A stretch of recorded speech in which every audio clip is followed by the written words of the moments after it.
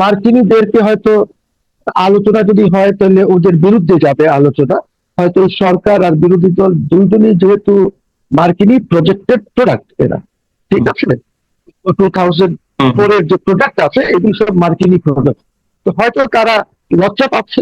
আওয়ামী লীগের সভানেত্রী শেখ হাসিনা তিনি অডিও ক্লিপে তাকে বলতে শোনা যাচ্ছে যে 6 মাসের মধ্যে আমি দেশে ঢুকবো, তার কর্মীদের উদ্দেশ্যে বলা হচ্ছে। আওয়ামী লীগ সভানেত্রী শেখ হাসিনা যে মন্তব্যটি করেছেন, ইজ ইট পসিবল, এটা সম্ভব? In politics everything is possible, impossible বলে কিছু নেই। যে ইঞ্জিনিয়ার মোশাররফ মারা যাওয়ার পর আপনি দেখেছেন লক্ষ লক্ষ লক্ষ লক্ষ লোকের জমায়েত হয়েছে সেখানে ওনার জানাজায়, এবং সেখানে যে স্লোগান হয়েছে সেটা আমরা সবাই জানি, দেখেছি, পত্র পত্রিকায় আছে, মিডিয়া আছে, সবখানে আছে, জয় বাংলা জয় বঙ্গবন্ধু স্লোগান হয়েছে। এই রিজওয়ানা টিজওয়ানা যত গুলি ছিল, ওই যে সবাই বলতো যে জানাজা পড়ানোর লোকও পাওয়া যাবে না আওয়ামী লীগের দোষকদের, আওয়ামী লীগের, সেখানে লক্ষ লক্ষ লোক নরসিংদীতে হয়েছে এবং সেখানেও এই স্লোগান গুলি হয়েছিল। আমার কথা হচ্ছে, দেখেন, যার একদম মানে এত শক্তি, 4-5 কোটি মানুষ কোথাও গেল না, হ্যাঁ, একে আপনি কিভাবে বাদ রাখবেন? আওয়ামী লীগ এত পাওয়ারফুল, এত ইয়ে হয়ে কিন্তু কোনো সময় নিষেধাজ্ঞা বা কোনো ধরনের আইন করে নাই যেটাতে বিএনপি বা কাউকে ব্যান করার মতন কোনো মন মানসিকতা ছিল না।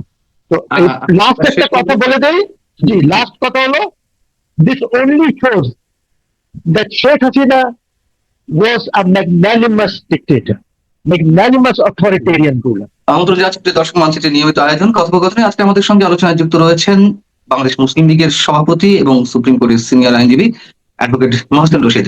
অ্যাডভোকেট মহসিন রশিদ, আপনাকে স্বাগত জানাচ্ছি আমাদের অনুষ্ঠানে। সবাই, জি, বিএনপি সরকার 18 ফেব্রুয়ারি শপথ নিয়েছে, আজকে 16 মে, একদিন পরেই 3 মাস পূরণ হতে যাচ্ছে। দেশের একজন বর্ষিয়ান রাজনীতিবিদ হিসেবে, একজন আইনজীবী হিসেবে বা একজন সচেতন নাগরিক হিসেবে যদি আপনাকে প্রশ্ন করা হয় যে এই 3 মাসে বিএনপি সরকারের অ্যাচিভমেন্টটা কি, অথবা আপনি সমালোচনার জায়গা থেকে আপনার কোনো অভিযোগ আছে কিনা? well you see, পার্লামেন্ট 1 মাস চলেছে বা আর কিছু বেশি হয়তো চলেছে, সেখানে কোন ধরনের আলোচনা, অর্থনৈতিক আলোচনা আমি দেখি নাই। আর ইটস সো আনফরচুনেট যে 200 মেম্বার যাদের থাকে তারা আলোচনায় শুরু করে ঘোষক দিয়ে। আর ঘোষক ইজ হিস্ট্রি, এগুলি সবাই জানে যে বাংলাদেশ কিভাবে স্বাধীন হয়েছে, কে কি করেছে, এভরিবডি নোজ। এটা তো আর পার্লামেন্টে বসে ঘোষক, তারপরে ফ্যামিলির ব্যাপারে বলা, তারপরে 20 কিলোমিটার রাস্তা দরকার, 500 বেডের হাসপাতাল দরকার, এইগুলি কোন ধরনের আলোচনা? আলোচনা হোক পার্লামেন্ট হবে পলিসি নিয়ে, আলোচনা হওয়া উচিত ছিল আমাদের ট্রেড এগ্রিমেন্ট যেটা করেছি এটা নিয়ে কেউ কোনো কথাই বলে নাই। আমাদের আলোচনা করতে হবে অর্থনীতি নিয়ে। আজকে অর্থনীতি আমাদের যে একটা ধস নেমেছে, ইনফ্লেশনের এই পরিস্থিতি, মানুষের তো বেতন বাড়ে নাই। এখন আপনি আসেন ম্যাক্রো ইকোনমি, আমাদের যেটা আছে that is under strain, severe স্ট্রেনে আছে আমাদের ম্যাক্রো ইকোনমি। আমি ইকোনমি এটা ধ্বংস ইউনুস থেকেই শুরু হয়েছে। আপনার কি মনে হয় যে এখন তো মানে একটা শক্তিশালী বিরোধী দল রয়েছে আসন সংখ্যার দিক থেকে, ব্রুট মেজরিটি নিয়ে বিএনপি রয়েছে, সেই জায়গা থেকে এই যে জনগুরুত্ব সম্পন্ন ইস্যুগুলো, সেটা ট্রেড ইস্যু, মার্কিন বাণিজ্য চুক্তি কিংবা হামের মতন একটা মহামারী বিষয় নিয়ে সংসদে তেমন কোনো আলোচনা হলো না। এই আলোচনাগুলো না হওয়ার কারণ কি? মানে বিরোধী দল সরকারি দল সব মিলেমিশে একাকার, বিষয়টি কি এরকম? না না, এরকম না, বিরোধী দল ইজ উইক। এই জিনিসগুলি আলাপ করার জন্য যে ধরনের মেম্বার্স অফ পার্লামেন্ট বিরোধী দলে থাকা উচিত সেটা নাই তো। সেই আপনি জানেন যে বিরোধী দল এমন আছে যে যখন আমেরিকান এসেছিল আজকে থেকে কয়েক উইকস, কয়েক সপ্তাহ আগে, তো ওদের কাছে তো ওনার সাথে আলাপ করার মতো লোক ছিল না, এমপিসদেরকে ডাকা হয়েছিল, ওনারা তাকে ওদেরকে হায়ার করতে হয়েছিল, ইন্সপেক্টর 24 হায়ার করে নিয়ে গেছিল তারা আলাপ করার জন্য, বিকজ ওদের এমপিসদের মধ্যে কোনো এরকম ক্যালিবারের লোক নাই, ছিল না। বিকজ এইগুলি তো আপনাকে কনস্ট্যান্টলি খেয়াল রাখতে হয় যে পলিটিক্স কোথায় যাচ্ছে, জিও পলিটিক্স বা জিও ইকোনমিক্স। না, দের ইজ নো ক্যাপাসিটি। একটা জিনিস আছে না, ক্যাপাসিটি বিল্ডিং এর, আপনার এমপিসদের তো কোনো ক্যাপাসিটি নাই এইসব আলাপ করার জন্য। এই দিস ভেরি ইম্পর্টেন্ট আলাপ, এই আলাপগুলি ম্যাক্রো ইকোনমি আর মাইক্রো ইকোনমির উপরে গিয়ে এফেক্ট করে। ওদের আছে, জানে? আপনি তো নমিনেশন দিয়েছেন ইলেকশনে আইসা ওই সাংসদ হওয়ার জন্য, দ্যাটস ইট। কিন্তু আপনাকে তো কিছু সাংসদ এমন বানাতে হবে যাদেরকে আপনি রিটার্ন করে আনবেন। ওই ক্যাপাসিটি নাই, ক্যাপাসিটি বিল্ডিং করতে হবে। আপনার ক্যাপাসিটি বিল্ডিং তো আপনাকে পার্টিসিপেট করতে হবে, ওই ধরনের লোককে দিতে হবে। আপনি চিপ দিয়ে করে আপনি দেখেন ইলেকশন কমিশনে গিয়ে বের করে যে আপনার যে সাংসদগুলি আছে ওদের একাডেমিক পারসুট কি আছে, জাস্ট বের করে দেখেন কার কি আছে। এই কথাগুলো যেমন বেজ আছে, আপনি যেগুলো বলছেন সেগুলো একেবারে ফেলে দেওয়ার মতো নয়। আবার এমন অভিযোগও তো আছে, বিশেষ করে কথিত মার্কিন যে বাণিজ্য চুক্তি, সেই চুক্তির বিষয়ে সব দলই জানতো, বিশেষ করে সংসদে যারা আছে, সেটি জামাত, বিএনপি, এনসিপি, এবং তাদের এক ধরনের সম্মতি আছে যুক্তরাষ্ট্রের এই বাণিজ্য চুক্তির প্রতি। এইসব কারণেই এই আলোচনাগুলো হয়নি, নাকি যে হাম বিষয়ে যে একটা মহামারী সৃষ্টি হয়েছে, প্রায় 400-450 উপরে শিশু মারা গেছে সরকারি হিসেবেই, সেগুলো নিয়েও তেমন কোনো আলোচনা নেই। আলোচনা শুধুমাত্র জুলাই সনদ আর এই সংবিধান সমস্যা হবে কিনা, যে সব বিষয়ে আলোচনা করছেন।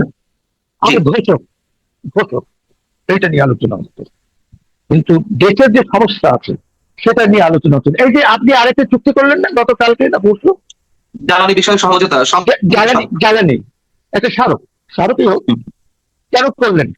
আপনি কি কনফিডেন্সিয়াল নিয়েছেন? আমি জানি না, you have to ask the leader of the opposition যে আপনাকে কনফিডেন্সিয়াল দেওয়া হয়েছে কিনা। ইটস এ বোগাস চুক্তি, ইটস এ বোগাস চুক্তি। ক্যাপাসিটি বিল্ডিং করবেন, অমুক করবেন, অমুক করবেন, আপনি bogus, totally bogus. It will not help you. আপনার এই মুহূর্তে দরকার জ্বালানি, এমএনজি দরকার আপনার এই মুহূর্তে, আপনার এলপিজি দরকার। এইটা কিভাবে আপনি আনবেন? এটা আপনার কাছে অন্য উপায় হচ্ছে স্পট মার্কেট থেকে কিনে দিয়ে আসেন, যেন কলকারখানা চলতে পারে, যেন আপনার ইলেকট্রিসিটি যে পাওয়ার সেক্টর চলতে পারে। তারপরে আপনি দেখেন, আমাদের যখন শেখ হাসিনা ক্ষমতায় আসলো তখন 5,000 সামথিং মেগাওয়াট আমাদের ছিল, এবং আমাদের পাওয়ার ডিপার্টমেন্ট তখন ছিল 7,000 সামথিং মেগাওয়াট। আরো কম সম্ভবত 3,000 সামথিং ছিল, মানে কম ছিল।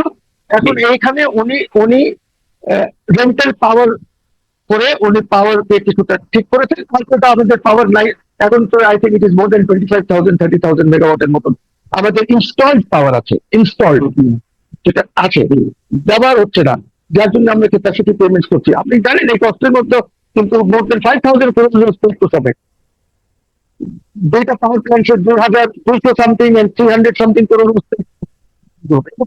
আমাদের যদি স্ট্যাটিস্টিক্স দেখি, there is no power in the country, মূল কলকারখানা চালাতে পারতেছেন না। আমরা ঢাকায় বসে পাওয়ার পাচ্ছি, বাইরে নাই। বাইরে হলো যে কয় মিনিটের বা কয় ঘন্টার জন্য আসছে, এমনও আছে যে 48 ঘন্টা 72 ঘন্টায় পাওয়ার আসছে না। কি আলোচনা হয়েছে? সবাই তো রুরাল কনস্টিটুয়েন্সি আছে না, ওদের কনস্টিটুয়েন্সি কোথায়? ওরা জনগণের এই প্রশ্ন এটা রেজ করেছে? What is the problem? একজনও করেছে? So what can you expect from this সংসদ, which has no capacity to discuss economics, which has no capacity to discuss foreign policy, which has no capacity to discuss... এখানে ক্যাপাসিটির অভাব, জানাশোনা, জ্ঞান কিংবা যোগ্যতার মাপকাঠিতে আমরা এগুলো বিবেচনা করব, নাকি বিশেষ উদ্দেশ্য রয়েছে কোনো? যেমন আমরা এই 3 মাস মানে শুধু জুলাই সনদ নিয়ে আলোচনা করতে দেখলাম, মাঝে মধ্যে হয়তো 2-1টা বিষয় নিয়ে আলোচনা হয়েছে, আবার সরকারের পক্ষ থেকে এইসব বিষয়ে কোনো কিছু অ্যাড্রেস করা হলো না জনগণের সামনে, কিংবা চুক্তি সম্পর্কে কোনো আলোচনা করা হলো না। এগুলো কি বিশেষ কোনো উদ্দেশ্য রয়েছে পিছনে, মানে কোনো রাজনৈতিক বিশেষ উদ্দেশ্য? আমি তো সেটা জানি না। হয়তো মার্কিনীদেরকে হয়তো আলোচনা যদি হয় তাহলে ওদের বিরুদ্ধে যাবে আলোচনা। হয়তো সরকার আর বিরোধী দল দুইজনই যেহেতু মার্কিনী ইসের থেকে এসেছে, প্রোডাক্ট, মার্কিনী প্রজেক্টেড প্রোডাক্ট এরা, ঠিক আছে? 2004 এর যে প্রোডাক্ট আছে এগুলো সব মার্কিনী প্রোডাক্ট। তো হয়তো তারা লজ্জা পাচ্ছে হয়তো। আপনি যে বিষয়টি উল্লেখ করলেন, যুক্তরাষ্ট্রে বসে যে জ্বালানি সমঝোতা স্মারকটি হলো দুই দেশের মধ্যে ডক্টর খলিলের নেতৃত্বে বাংলাদেশের পক্ষ থেকে, তো আমাদের মার্কিন ট্রেড নিয়ে যেমন কোনো আলোচনা হলো না, আবার এই জ্বালানি সহযোগিতা যে স্মারকটি সেটি নিয়েও সংসদে কোনো ধরনের আলোচনা হলো, অন্যান্য বিষয় বাদই দিলাম। বলা যে হয় যে সংসদ সার্বভৌম, সেই সার্বভৌমত্বের প্রতীককে আমরা অস্বীকার করছি, পাশ কাটিয়ে যাচ্ছি, বিষয়টি কি এরকম? মানে এটি শুধুমাত্র নামমাত্র কিনা? প্রথম আমার একটা সংশয়, সেটা হলো যে who is Khalil to sign that চুক্তি? আমার জ্বালানি মন্ত্রী কোথায় ছিল? রাইট। Why is my জ্বালানি মন্ত্রী নট ইনভলভ? বিকজ এটা তো তার দপ্তর, খলিলের দপ্তর না। খলিল সাথে থাকতে পারতো, ট্রেড চুক্তি যেমন বসিরউদ্দিন করেছে, খলিল সাথে ছিল, খলিল খলিল এগুলি, কিন্তু খলিল তো আপনার সরকারের মধ্যে is an American agent. Khalil is nothing এই গভর্নমেন্টের মধ্যে, সে আমেরিকান ইন্টারেস্ট প্রোটেক্ট করার জন্য সে এখানে আছে। তো আমার মনে হয় আমার মাননীয় প্রধানমন্ত্রীকে এটা দেখা উচিত যে কিভাবে, বিকজ আপনার কেন এরকম হবে, এই সিচুয়েশন কেন আপনার কি মনে হয় মাননীয় প্রধানমন্ত্রী জানেন না এসব বিষয়ে কিছু, তাকে না জানিয়ে কিছু করা হচ্ছে, এমনকি মনে হয় আপনার? আমি একটা কথা বলবো, আমি এটা ডাইরেক্ট উত্তর দেবো না, তবে একটা কথা বলবো, সেটা হলো যে আপনারা জানেন যে গাজায় যখন জেনোসাইড চলছে তখন আমরা অনেকেই রাস্তায় নেমেছি, আর অলমোস্ট অনেক বড় বড় জামায়াত হয়েছে এই সৌরভ উদ্যানে আর এসব জায়গায়, ট্রাফিক ডিস্টার্ব হয়ে গেছে। তখন আমার খেয়াল আছে এটা লিক হয়েছিল, প্রফেসর সাহেব ফোন করেছিলেন ওনার অ্যাক্টিং চেয়ারম্যানকে, যে এরকম হচ্ছে, তো আমাদেরও এটা প্রোটেস্ট করা উচিত, গাছদায় দেওয়া হচ্ছে। তো ওনার যে রেসপন্স ছিল সেটা ছিল কিছু এরকম, যে ফখরুল সাহেব, পশ্চিমারা তো এখন আমাদেরকে সাপোর্ট করছে, আপনি যদি সেটা করেন তাহলে আর কি পশ্চিমারা আপনাকে সাপোর্ট করবে আমাদেরকে? I think this answer your question. আচ্ছা, বুঝতে পারছি। আমরা একটু অন্য বিষয়ে আপনার দৃষ্টি আকর্ষণ করতে চাই, সেটি হচ্ছে যে আওয়ামী লীগ বিহীন নির্বাচন হয়েছে, অনেকে বলে যে এই নির্বাচন 2024-এর চেয়েও খারাপ হয়েছে। কারণ বা অন্যান্য নির্বাচন 2014 কথা বলতে পারি, তখন ওই সময় আওয়ামী লীগ বিএনপি কে মাইনাস করেনি ইচ্ছাকৃত ভাবে, বিএনপি যাতে না আসে হয়তো সেই কৌশলগুলো অবলম্বন করা হয়েছিল, এবং বিএনপি নির্বাচনে আসেন 2014 কিংবা 24-এ। এই নির্বাচনটি তার চেয়েও খারাপ হয়েছে, কারণ আওয়ামী লীগ মতো একটি দলকে পুরোপুরি মাইনাস করে রাখা হয়েছে কথিত একটি আইনের মাধ্যমে। এখন আমরা যদি মানে আমি যদি গত 2 দিন আগের একটি উদাহরণ দিই, আওয়ামী লীগের সভানেত্রী শেখ হাসিনা তিনি অডিও ক্লিপে তাকে বলতে শোনা যাচ্ছে যে 6 মাসের মধ্যে আমি দেশে ঢুকবো, তার কর্মীদের উদ্দেশ্যে বলা হচ্ছে। আবার এদিকে আওয়ামী বিরোধী রাজনৈতিক দলগুলো রয়েছে, তারা একেবারে এক একটা আওয়ামী লীগকে ফিরতে না দেওয়ার বিষয়ে মোটামুটি এটুকু আমরা দেখতে পাচ্ছি। আপনার কি ধারণা যে আওয়ামী লীগ সভানেত্রী শেখ হাসিনা যে মন্তব্যটি করেছেন, ইজ ইট পসিবল, এটা সম্ভব? In politics everything is possible, impossible বলা কি কোথায়? Today's friend is tomorrow's enemy, and yesterday's enemy is today's friend. You see, so everything is possible. তবে আমি একটা কথা বলি, বিএনপি কোথায় হয়তো একটু ভুল করছেন, আওয়ামী লীগকে এইভাবে এই যে আইন পাস করলেন তারা, এটা উচিত হয় নাই, বিকজ এইটা দেখা যাচ্ছে that it is virtually A continuation of Yunus regime, virtually এটা কন্টিনিউয়েশন অফ ইউনুস রিজিম। আরো এই কারণে বলছে যে এখনো দেখা যাচ্ছে যে যখন কোর্ট থেকে বেল হয় তারপরে শোন আরেস্ট দেখানো হচ্ছে যেন রিলিজ না হয়। এখন এই সরকারের সঙ্গে একটা নতুন মাত্রা অ্যাড হয়েছে আজকাল, যেহেতু শোন আরেস্ট নিয়ে একটা লিগাল প্রবলেম আছে, আজকে সেটা না করে ডিটেনশন অর্ডার দিচ্ছে স্পেশাল পাওয়ার অ্যাক্টের আন্ডারে। দিস ইজ হ্যাপনিং এই সরকারের আমলে। তো এই যে আপনি ডিটেনশন অর্ডারের যে খেলাটা শুরু করেছেন, it is an very bad test, খুবই ব্যাড টেস্ট, বিকজ এটা সবচেয়ে বেশি ইউজ হয়েছিল এরশাদ সাহেবের সময়। আইন তো হয়েছে আগে 71-এ, কিন্তু ইউজ হয়েছে সবচেয়ে বেশি, এটা ইউজ করেছিল হোসেন মোহাম্মদ এরশাদ। তো ওই জিনিসটা আপনি এখন এই ডিটেনশন কেন দিচ্ছেন?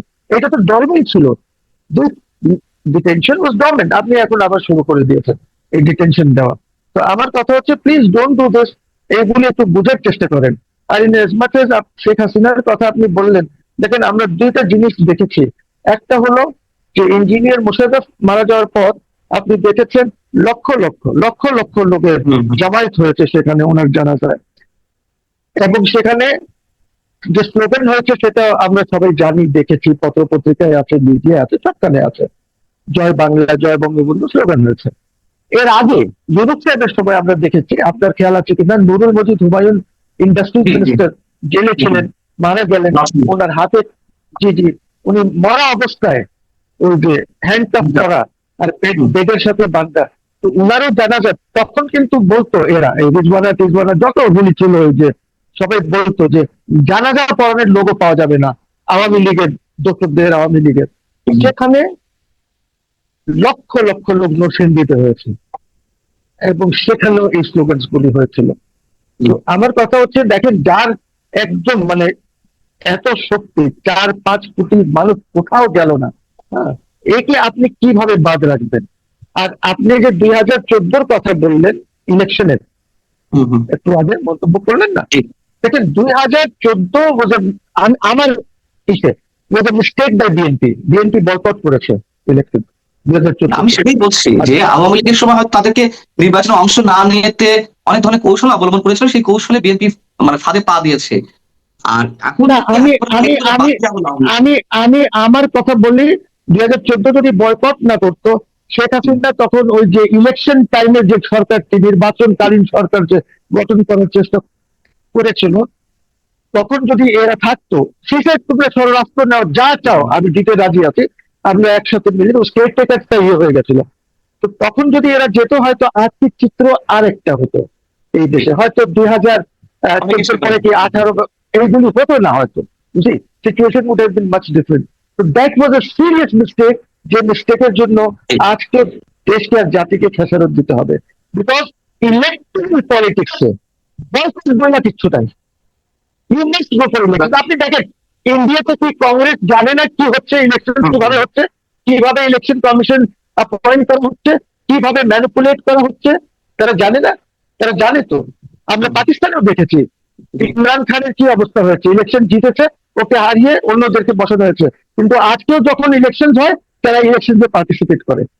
আপনার ইলেকট্রাল পলিটিক্সে আপনাকে পার্টিসিপেট করতে হবে। So I think BNP will realise this, এবং এই রিয়েলাইজেশন থেকে আওয়ামী লীগের উপরে যে নিষেধাজ্ঞা আছে সেটা তুলে নেবে। বিকজ আওয়ামী লীগ